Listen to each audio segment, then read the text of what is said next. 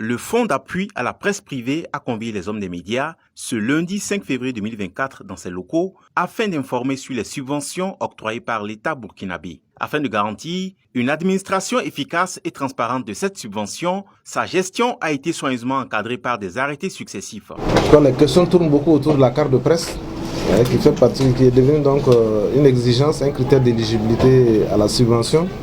Je dois dire qu'avant le nouvel arrêté, on acceptait les diplômes de journalistes dans le dossier que donc l'entreprise va déposer pour la subvention, mais surtout également des notes de prise de service du journaliste donc dans la rédaction. Ça veut dire que le promoteur atteste qu'il a recruté telle personne, voilà son certificat de travail qui montre donc qu'il est dans la rédaction. Alors donc tout ça, ça a été remplacé aujourd'hui par la carte de presse dans le nouvel arrêté. Il faut vraiment un document qui atteste que le journaliste est un professionnel qui travaille dans une rédaction. Donc désormais, cette carte de presse est devenue une exigence et également il est prévu un laissez-passer donc pour les techniciens. Dans l'optique d'apporter un bond d'oxygène aux entreprises médiatiques du secteur privé, le Fonds d'appui à la presse privée met à disposition de ses organes plusieurs types de prêts avec des taux d'intérêt revus à la baisse. Il faut dire que pour les crédits, on a 3 types de crédits. Il y a un premier crédit que nous appelons le crédit de trésorerie, c'est de 1 à 9 millions. Il y a un deuxième crédit que nous appelons les crédits d'équipement, c'est de 5 à 50 millions. Il y a un troisième niveau de crédit que nous appelons des prêts d'investissement, les crédits d'investissement, c'est plus de 50 millions. Il y a des entreprises de presse qui ont demandé plus de 100 millions, ça a été accepté.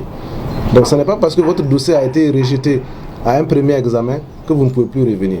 Le FAPP est là, c'est un instrument pour vous accompagner, nous sommes à votre disposition. S'il y a des projets structurants, nous sommes prêts à les accompagner. Nous vous encourageons à venir vers le FAPP parce qu'une entreprise qui bénéficie du crédit, c'est un crédit à taux préférentiel 4% hors taxe avec une banque de la place. Afin de bénéficier de cette subvention de l'État, chaque organe de presse se doit de présenter un projet de dépenses qu'il devra rigoureusement respecter, faute de quoi il remboursera la subvention obtenue. Donc on s'est dit qu'en amont, ce serait bien que le média qui gagne la subvention, une fois que la commission a siégé, publie les résultats. Chacun sait ce qu'il gagne, c'est 3-4 millions. La personne doit venir déposer un projet de dépenses donc, qui montre quelles vont être ses acquisitions des biens et services. Est-ce qu'il doit s'acheter une caméra? Est-ce qu'il doit payer telle facture?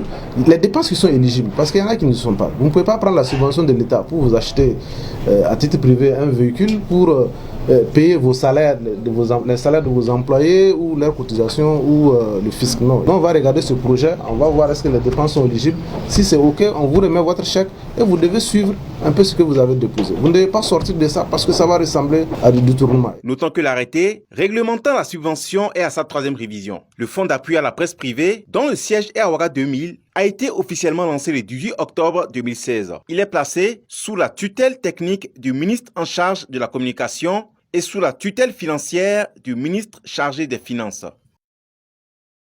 Boama TV, l'autre télé by Pro Org.